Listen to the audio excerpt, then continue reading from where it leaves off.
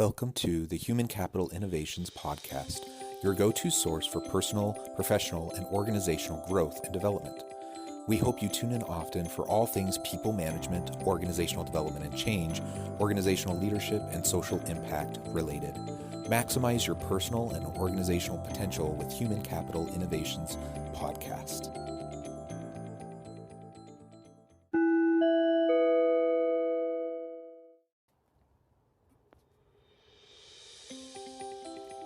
Welcome to the Human Capital Innovations Podcast.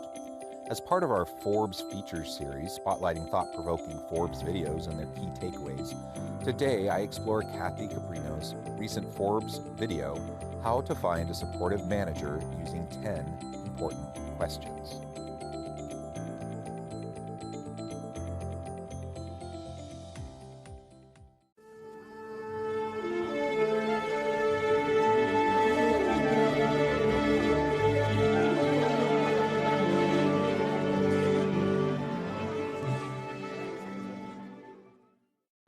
Welcome back to the Human Capital Innovations Podcast. I'm excited to be with you again for this Forbes Feature Series episode, spotlighting thought-provoking Forbes videos and their key takeaways. Today I'll be exploring Kathy Caprino's recent Forbes video, How to Find a Supportive Manager Using 10 Important Questions.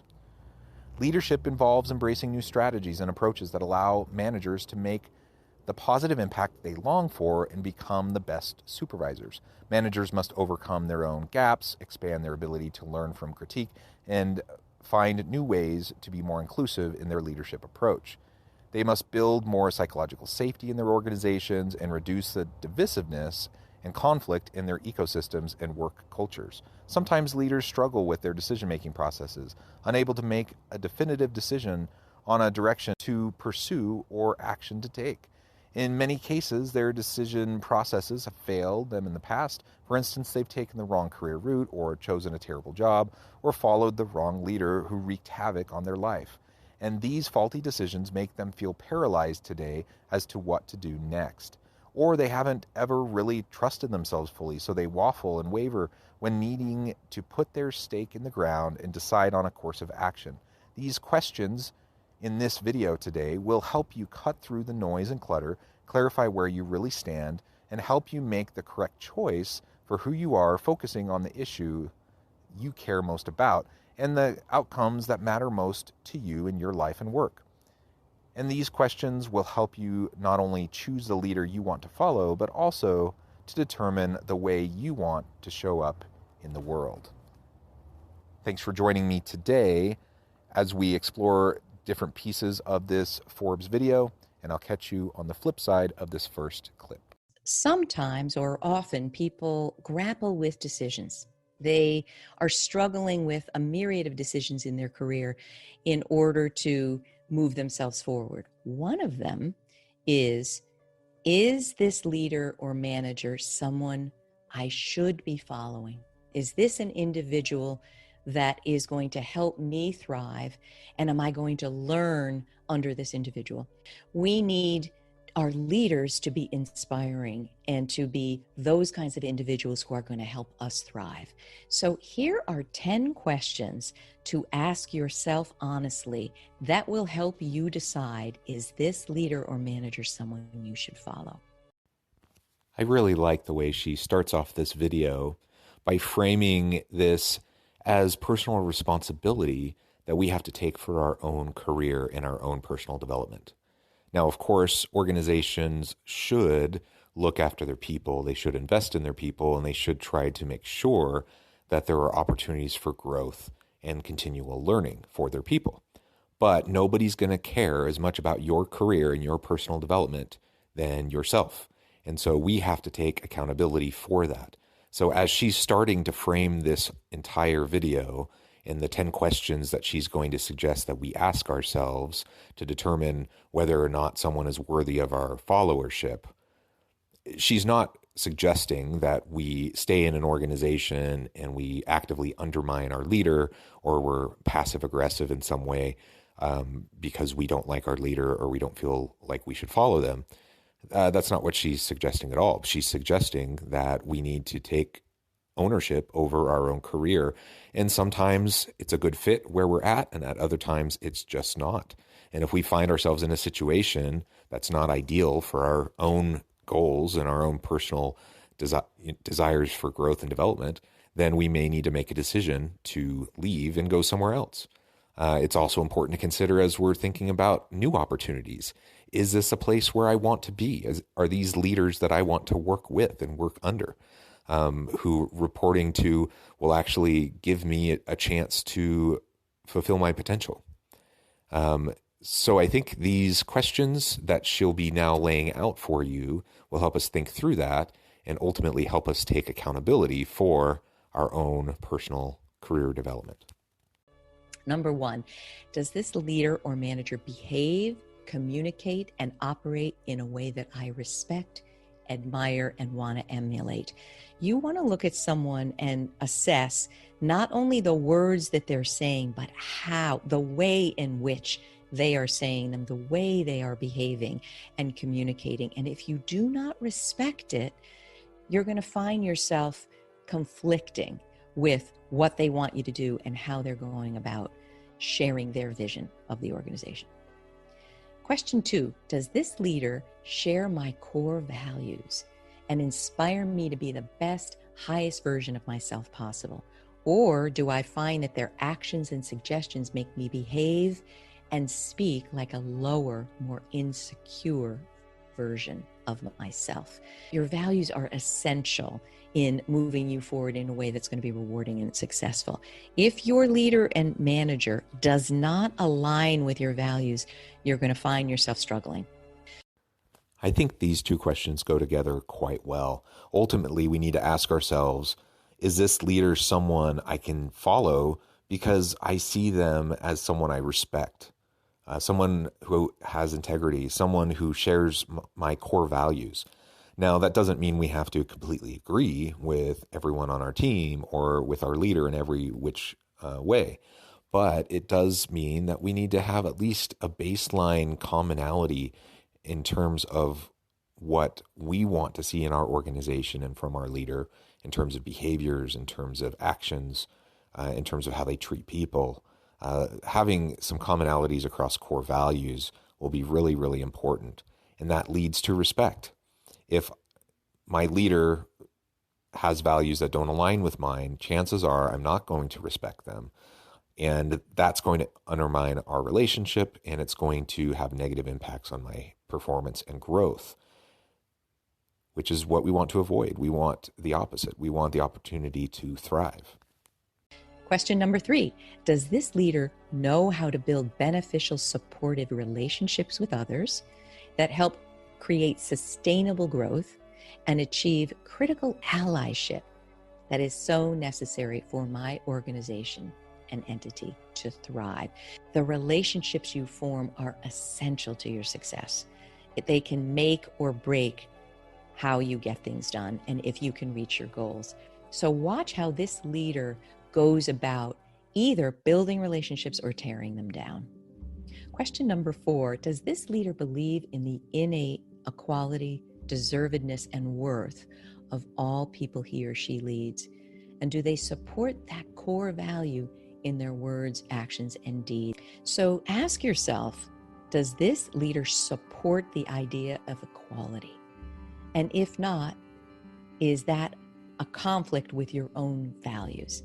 Because truthfully speaking, if they don't support equality, this organization cannot thrive today. Questions 3 and 4 go together quite well also. They're all about relationships, and ultimately being an effective leader is about developing and maintaining and sustaining meaningful relationships with your people. Now, you can't do that unless you treat people fairly and equitably, unless you value each individual person and treat them with dignity and respect. So questions 3 and 4 really both get at inclusion and equity, equality types of issues as they relate to relationships, and simply the importance, the real necessity of a leader having those characteristics and attributes where they're trying to genuinely value the people around them, to create a relationship and a culture in which people can thrive.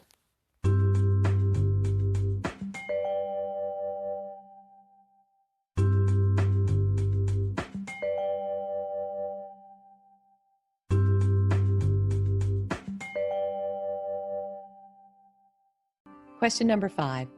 Can this leader take critique and challenge well and take responsibility and accountability for his or her actions instead of blaming others? Do they show remorse when they go wrong and apologize when an apology or a change of course or attitude is called for? It's a damaging situation to be in. We all need to take accountability and responsibility, but particularly the leaders of your organization. Question number 6, can this leader respect and like people who don't agree with their actions and opinions? You know, I've worked a lot with narcissism in the world and narcissism in leadership.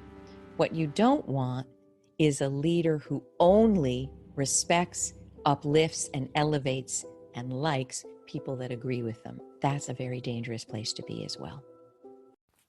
These two questions also go together.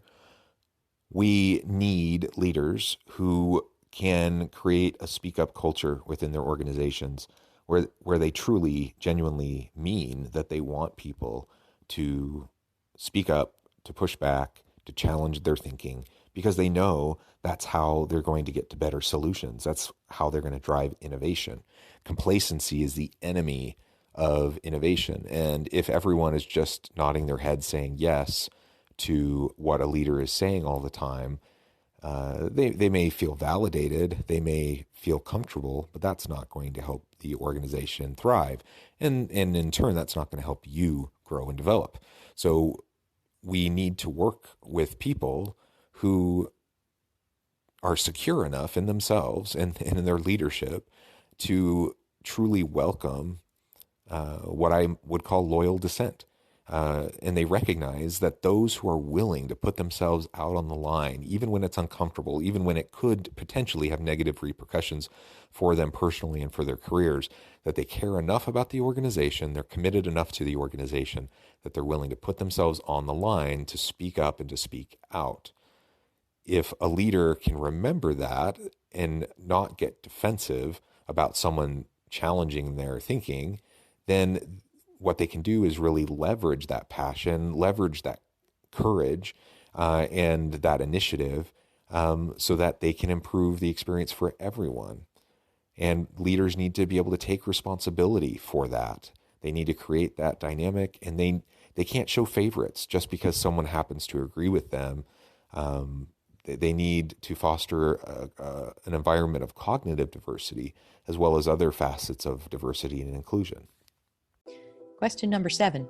Does this leader show maturity, emotional intelligence and regulation, temperance, patience, empathy, balance, and other key attributes that make a truly great leader? If you are not able to be emotionally mature and intelligent in the way you behave, success is going to be limited. Question number 8.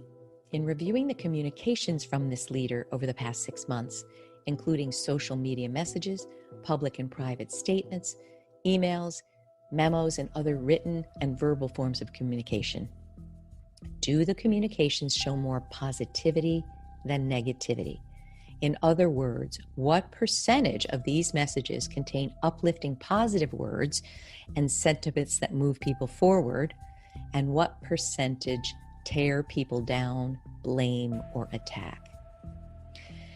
If there is a ratio of more than 3-to-1 of uplifting and positive language and messages, that means there will be more success in relating to people, reaching them and uplifting them and inspiring a shared vision. If, on the other hand, the ratio is the opposite, more negative to positive, this culture is not going to thrive. Maturity is definitely important, and really that's going to manifest itself through the communications and the actions of the leader. A leader who lacks maturity is more likely to fly off the handle in communications with his or her people. And so if you can look back at the communications with your leader and you see that she or he is regularly berating individuals or being overly negative, then that says a lot about their emotional intelligence, their emotional agility, and their overall maturity level, the ability to deal with difficult situations. Now, nobody's perfect. And so, sometimes people lose their temper for a moment. Sometimes people aren't their best selves and they say something they don't mean. So we can't expect perfection, and we should be generous and forgiving when people make missteps. But leaders need to own that. They need to show accountability and responsibility for the missteps that they may make and make appropriate apologies and amends with their people. That builds trust. That builds stronger relationships, and people appreciate when their leaders are willing to acknowledge a mistake. Some leaders feel like that shows weakness and then people are going to exploit them. Most people are simply going to trust them more because we know, we can tell when someone's not being truthful. And when that's the case, you're eroding relationships, you're eroding the ability to innovate, and ultimately, it's just going to have negative impacts on the organization, the team, and the individual. So again, if you're thinking about your own career and what environment in which you're going to be able to develop the most, you want to be in an organization with leaders who are accountable, who communicate effectively and in positive ways primarily. That's not to say they can't give constructive feedback, and there might be times where they need to come down on individuals who aren't performing. But generally, an empowering approach to their communications, that is going to create a much more dynamic organization. Question number 9. When this leader takes action, does the action support growth, safety, and success of the vast majority of people under him or her, or just those groups he or she is personally attached and connected to, and only those who support him or her? What you want to see is a leader that supports diversity, supports inclusion, supports challenge, because it's only diversity in thought and diversity in questioning and challenging that will help an organization thrive. Question number 10. Finally, are you able to say, I love how this leader behaves and communicates because he or she builds bridges across major divides and differences and reduces the potential harm, conflict, anger, and lack of acceptance among the people he or she leads? Building bridges and the ability to connect with everyone within the team, not just select individuals who might be like the leader or who are their friends or in some way they show favorites. That's really, really important. So we need to be committed as leaders to developing all of our people, not just those we like. And if I'm in an organization with a leader who is showing favorites and I'm on the outs, I'm not getting any attention, I'm not getting any opportunities, of course, I'm not going to be happy with that. And clearly, I'm not going to be able to develop to my greatest potential. But it's not just whether it directly impacts us or not. Think about if you happen to be in the in group in your organization, and so your leader does value you. They do want to give you opportunities. They do try to help you develop, but you notice that they are shortchanging other people, that they're showing favorites, and that should be something that concerns all of us. Even if it doesn't directly impact us, it will indirectly impact us for sure. It will create a broader dynamic within the team that's not going to be a recipe for sustainable success. So even if I happen to be on the ends with a leader, if they have that approach, chances are I'm not going to want to stay working with that leader. And ultimately, we want to work with people who communicate in effective ways and where their words and their behaviors model for their employees the type of environment that they want and the types of behaviors they want to see. And ultimately, if I am in a team, I'm part of a team and I work with a boss who is trying to use communication to uplift, to empower, and to encourage, that's something I'm going to feel more comfortable with if I'm in an organization and work with a leader who is constantly undermining, who's backbiting, who's talking down, who's making excuses for their own inadequacies and scapegoating their people. That's just simply not a place I want to be. I think all we have to do is look at headlines today and see how leaders behave. Are they bridging differences or making us separate even more? If your leader isn't doing this, the culture is going to become fraught with conflict instead of becoming more cohesive as we move forward.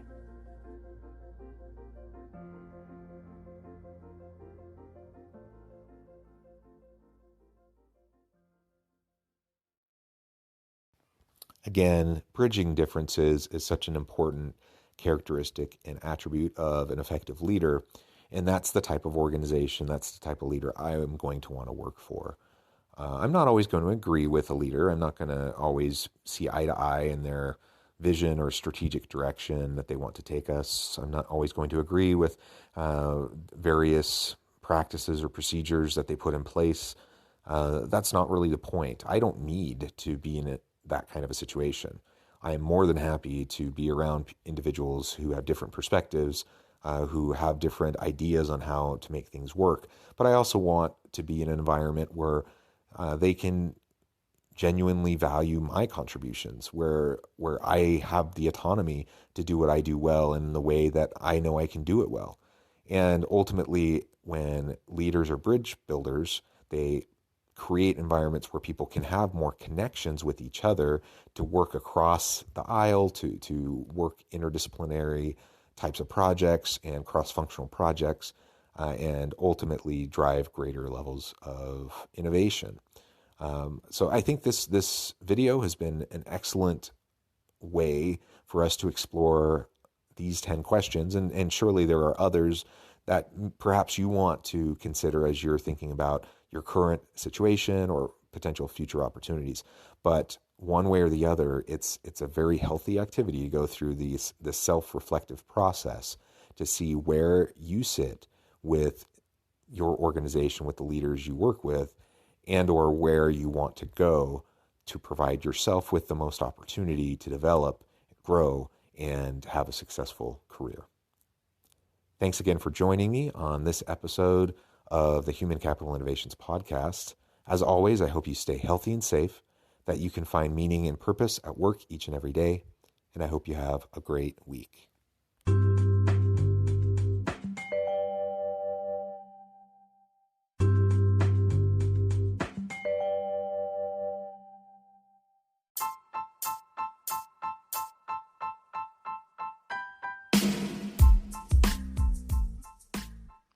We are excited about the launch of HCI's new magazine, Human Capital Leadership. Human Capital Leadership is a free, interactive e-magazine designed to help individuals, leaders, and organizations find innovative approaches to maximize their human capital potential. We will be publishing issues quarterly in August, November, February, and May. Check out the first issue and let us know what you think.